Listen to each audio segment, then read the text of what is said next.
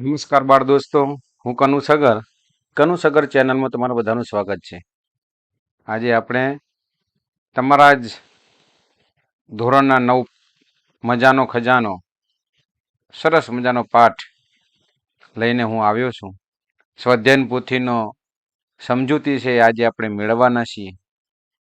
એ પહેલાં આ ચેનલને કોઈ સબસ્ક્રાઈબ કરવાનું બાકી હોય તો જરૂરથી કરી દેજો. તમને આવા નવા વિડીયો જરૂરથી મળતા રહેશે અને આ વિડીયો ચોક્કસથી તમારો ઉપયોગી બનશે એવો મને વિશ્વાસ છે.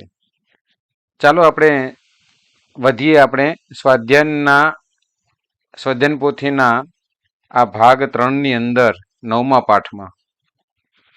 તો અહીંયા આપણને પ્રશ્ન 1 ઉદાહરણ મુજબ શબ્દ પરિવાર બનાવો. અહીંયા આપણને શાળા, તો શાળાને લગતા જે શબ્દો છે મૂકી અને એક શબ્દ પરિવાર બનાવ્યું છે કે વર્ગખંડ, ચોક, બગીચો અને શિક્ષક. એમ આપણે બનાવીએ પ્રોજેક્ટ. તો કાગળ, કલર, ચાર્ટ, સ્કેચ પેન. આકાશને છે વાદળ, વિમાન, પક્ષી, સૂર્ય, ચંદ્ર. સાયકલમાં ઘંટડી, પેન્ડલ, ટ્યુબ, ટાયર, બ્રેક. પરિવારમાં માતા, પિતા, દાદા, દાદી, કાકા, કાકી. આ આપણે શબ્દ પરિવાર થયો. હવે પ્રશ્ન 2 છે શબ્દ જૂથ પરથી ઉદાહરણ મુજબનું વાક્ય બનાવો. જેમ કે દાદાજી, બારી અને ચશ્મા. એમના પરથી એમને દાદાજી ચશ્મા પહેરી બારીમાંથી જોઈ રહ્યા હતા. તો અહીંયા સરસ મજાના આપણને શબ્દો આપેલા છે અને એના પરથી વાક્યો પણ બનાવ્યા છે. જેમ કે આકાશ, ગ્રહો અને ભ્રમણ કક્ષા. તો આકાશમાં ગ્રહો પોતાની ભ્રમણ કક્ષામાં ફરતા રહે છે. પછી છે મિત્ર, ચિત્રકામ ને શોખ.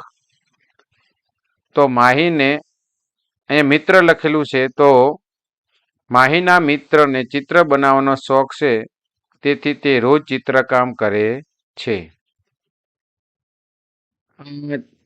ચિત્ર, આ શબ્દ ચિત્ર છે. શાળા, વર્ગ ને બાળકો. શાળાના વર્ગમાં બાળકો ભણી રહ્યા છે. મહેનત, કામ ને સફળતા. તો મહેનતપૂર્વક કામ કરવાથી સફળતા અવશ્ય મળે છે. પ્રશ્ન 3 આપેલી કહેવતો કોણ બોલે છે તે એકમના આધારે લખવાનું છે. 1 વડ તેવા ટેટા અને બાપ તેવા બેટા. તો આ દાદાજી બોલે છે. 2 મોરના ઈંડા ચીતરવા ન પડે. તો આ દાદી વાક્ય આ કહેવત બોલે છે. વાળ વિના વેલો ન ચઢે. એ કરણ બોલે છે. 4 ધીરજના ફળ મીઠા. એ દાદાજી બોલે છે. 5 મન હોય તો માળવે જવાય. એ દાદાજી આ વાક્ય બોલે છે. પ્રશ્ન નંબર 4 આપેલી કહેવતોમાંથી સમાનાર્થી કહેવતો અને વિરોધાર્થી કહેવતોની જોડ બનાવીને લખો.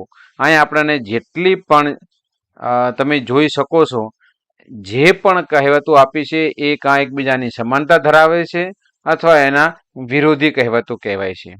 આપણે પહેલા જોઈએ સમાનાર્થી કહેવતો. પારકી આસ સદા નિરાશ. તો એનો સમાનાર્થી છે કે હૈયું બાળવા કરતા હાથ બાળવા સારા. ખાલી ચણો વાગે ઘણો. એટલે કે અધૂરો ઘડો છલકાય. ધીરજના ફળ મીઠા. તો ઉતાવળે આંબા ન પાકે. હવે આને વિરોધી આપણે કહેવતો જોઈએ. બોલે તેના બોર વેચાય. એટલે એને વિરોધી બનશે કે ન બોલ્યામાં નવગુણ. માગ્યા કરતા મરવું ભલું. માગ્યા વિના માં પણ ન પીરશે. ઉજળું એટલું દૂધ નહીં, પીળું એટલું સોનું નહીં. આ એમની વિરોધી કહેવતો હતી. ત્યાર પછી પ્રશ્ન 5 છે કે આપેલા ફકરામાં રેખાંકિત અર્થની જગ્યાએ કૌંસમાં આપેલા રૂઢિપ્રયોગો વાપરી જરૂરી ફેરફાર કરી ફકરો ફરીથી લખવાનો છે. બાળ દોસ્તો, આ ફકરામાં જ્યાં જે પણ શબ્દની નીચે રેખાંકિત કર્યું છે એટલે કે લીટી દોરેલી છે એ શબ્દોની જગ્યાએ કૌંસમાં આપેલા રૂઢિપ્રયોગો મૂકવાના છે. એટલું જ નહીં, પણ આપણે એ રૂઢિપ્રયોગો મૂક્યા પછી વાક્યમાં ફેરફાર કરવા પડે તો એ ફેરફાર પણ કરીને એ વ્યવસ્થિત આપણને લાગે એવી રીતે લખવાનું કહ્યું છે. બરાબર. ચલો આપણે અહીંયા જોઈ લઈએ કે દક્ષાને તેના મમ્મીએ ઘરના ઓટલાની સફાઈ કરવા કહ્યું, પણ દક્ષા ટેલિવિઝન જોતી હતી એટલે તેણે વાત સાંભળી ન સાંભળી કરી. મમ્મીએ મોટા અવાજે બૂમ પાડી ફરીથી કહ્યું એટલે દક્ષાએ ઝડપથી રૂમની સફાઈ કરી લીધી. મમ્મીએ મોટા અવાજે બૂમ પાડી ફરીથી કહ્યું એટલે દક્ષાએ ઝડપથી રૂમની સફાઈ કરી લીધી. મમ્મી બોલી, રૂમની સફાઈ મેં પહેલેથી જ કરી દીધી હતી. મેં તને ઓટલાની સફાઈ કરવા કહ્યું હતું. તારી મહેનત પાણીમાં ગઈ. દક્ષાએ કહ્યું, મારે શાળાએ જવાનું મોડું થાય છે. મમ્મી બોલી, લાવ હું તને હાથ દઉં. કોઈ પણ કામ દિલ દઈને કરવું જોઈએ. પાસે બેઠેલા દાદીએ પણ સૂર પુરાવ્યો. આ આપણે અહીંયા કહેવતો મૂકી અને ફકરો ફરીથી લખ્યો છે. પ્રશ્ન નંબર 6. આ કહેવતોનો અર્થ સાચી રીતે વપરાયો તેવા વાક્યની સામે ખરાનું નિશાની કરવાની છે. મોરના ઈંડા ચિતરવા ના પડે. તો મોરના ઈંડા ચિતરેલા જ હોય. સંતાનોમાં અમુક શક્તિઓ વારસામાં આવતી હોય છે, એ સાચું છે. ઉતાવળે આંબા ના પાકે. કોઈ કાર્ય કરવામાં ઉતાવળ કરવી જોઈએ નહીં. ઝાઝા હાથ રળિયામણા. તો એમાં આવશે સંપીને કામ કરવાથી કામ સારી રીતે થાય છે. વાળ વિના વેલો ન ચઢે. તો એનો જવાબ આવશે કે પ્રગતિ માટે માર્ગદર્શન અને સહારાની જરૂર પડે છે. હવે આપણને પ્રશ્ન 7.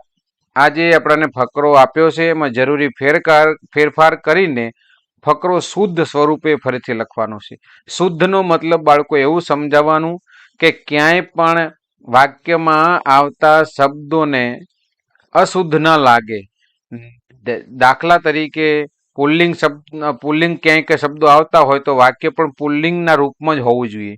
બહુવચન હોય તો બહુવચનના રૂપમાં જ એના શબ્દો હોવા જોઈએ. જેમ કે આપણે પહેલું જોઈએ કે પૂજા સાયકલ લઈને બગીચામાં ફરવા ગયો. તો પૂજા એ સ્ત્રીલિંગ છે, જ્યારે ગયો એ પુલ્લિંગ શબ્દ છે. તો આ અશુદ્ધ વાક્ય કહેવાય. બરાબર ને? એટલે એને શુદ્ધ રૂપમાં એવી રીતે આપણે બનાવવાનું છે. ચલો જોઈએ આપણે એને કે પૂજા સાયકલ લઈને બગીચામાં ફરવા ગઈ. પછી બગીચામાં તેને આઈસ્ક્રીમની દુકાન જોયા. હવે બહુવચન વાળું છે. તો બગીચામાં તેને આઈસ્ક્રીમની દુકાન જોઈ. અહીંયા આગળ છે કે પૂજાને આઈસ્ક્રીમ પીવાનો બહુ મન થયો. હવે આઈસ્ક્રીમ પીવાય નહીં અને મન થયો એવું પણ ના કહેવાય. તો પૂજાને આઈસ્ક્રીમ ખાવાનું બહુ મન થયું, પણ તેની પાસે પૈસા નહોતા. અહીંયા લખ્યું પૈસા ન હતું. પૂજાએ નિશ્વાસ નાખ્યું. પૂજાએ નિશાસો નાખ્યો. બરાબર. થોડી વારમાં અંતરિક્ષમાંથી પરી આવી અને તેને આઈસ્ક્રીમ આપી. થોડી વારમાં અંતરિક્ષમાંથી પરી આવી અને તેણે આઈસ્ક્રીમ આપી. પૂજા ખૂબ ખુશ થઈ ઘેર ગઈ. આવી રીતે આપણે શુદ્ધ ફકરામાં લખાણ કર્યું છે. પ્રશ્ન 8 છે. આપેલા વિધાનો સામે તેને લગતી કહેવતો. જેમ કે રમેશનો સ્વભાવ અસલ તેના પિતા જેવો છે. એટલે કે વડ એવા ટેટા, બાપ એવા બેટા. 2. કબૂતરો શિકારીએ પાથરેલી જાળ લઈને ઉડ્યા. તો ઝાઝા હાથ રળિયામણા. આ તો સંપ ત્યાં જંપ એવું પણ કહી શકો. 3. જિનલનું ચિત્ર પૂરું ન થયું કારણ કે તેને આશા હતી કે આસ્થા તેને મદદ કરશે. તો પારકી આશ સદા નિરાશ. પ્રશ્નોના જવાબ છે 9. દાદાજીએ બારીમાંથી શું જોઈ રહ્યા હશે? તો દાદાજી પોતાના પૌત્ર અનુપને સાયકલની ઉતરી ગયેલી ચેન કેવી રીતે ચડાવતો હતો અને શું કરી રહ્યો હતો તે જોતા હતા. સોહમને પ્રોજેક્ટ પૂર્ણ કરવા માટે કોણે એને કેવી રીતે મદદ કરી? તો સોહમને પ્રોજેક્ટ પૂર્ણ કરવામાં તેના મિત્ર કરણે ગ્રહો, તારાઓ, તારામંડળ, આકાશગંગા, સ્પેસ શટલ બનાવીને રૂપમની બહેને રાગિણીએ સૂર્ય, ચંદ્ર, તારા, ગ્રહોનું ચિત્રકામ કરીને મદદ કરી. પ્રશ્ન 3. કરણે સોનામાં સુગંધ પડી એમ શા માટે કહ્યું? તો સોહમનો ભાઈ અનુપ તેના પાસે રહેલા ચળકતા રંગોથી તારા બનાવવાની વાત કરી, તેથી કરણે સોનામાં સુગંધ પડી એવું કહ્યું હશે. કહેવત એટલે શું? તમને આવડતી કોઈ પણ 2 કહેવત લખો. તો કહેવત એ લોક જીવનના અનુભવ પરથી બનેલા વાક્ય હોય છે, જે થોડામાં ઊંડો અર્થ વ્યક્ત કરે છે. જેમ કે જાગ્યા ત્યાંથી સવાર, વીતી હોય તે જાણે. બરાબર. પડ્યા ઉપર પાટું મારવું, 1 ના 2 ના થવું. ઓકે. કહેવત સમજાવો. ધીરજના ફળ મીઠા. જો આપણે ધીરજથી કામ કરીએ તો અંતે તેનું પરિણામ સારું મળે છે. ઘણીવાર સફળતા મેળવવા માટે સમય અને પ્રયાસ જોઈએ, પણ ઉતાવળ ન કરીએ તો સફળતા મળે. પ્રશ્ન 10. કારણો આપો. અનુપને ચેન ન પડ્યું કારણ કે માંડ સાયકલ ચલાવતા શીખ્યો. ત્યાં સાયકલની ચેન ઉતરી ગઈ હતી. તેને ચેન ચડાવતા આવડતું નહોતું અને સાયકલ ચલાવી હતી, તેથી અનુપને ચેન ન પડ્યું. સોહમના મિત્રો દાદાજીની વાત સાંભળી ખુશ થઈ ગયા, કારણ કે સોહમના આવેલા મિત્રોને દાદાએ સોહમના પ્રોજેક્ટ વિશે વાત કરી, સોહમને મદદ કરવા સમજાવ્યા, તેથી સોહમના મિત્રો ખુશ થઈ ગયા. 3. સોહમના મમ્મી બોલ્યા, હીરો ઘોઘે જઈ આવ્યો ને ડેલીએ હાથ દઈ આવ્યો, કારણ કે મમ્મીએ બધા માટે આઈસ્ક્રીમ લાવવા કહ્યું હતું. તે આવીને માથું ખંજવાળતો પૂછવા લાગ્યો, મારે શું લાવવાનું હતું? તેથી આ કહેવતનો ઉપયોગ કર્યો હતો. તો બાળ દોસ્તો, આ હતું આપણે સ્વાધ્યાય સમજૂતીની સંપૂર્ણ સમજૂતી, અને તમારા બધાનો ખૂબ ખૂબ આભાર.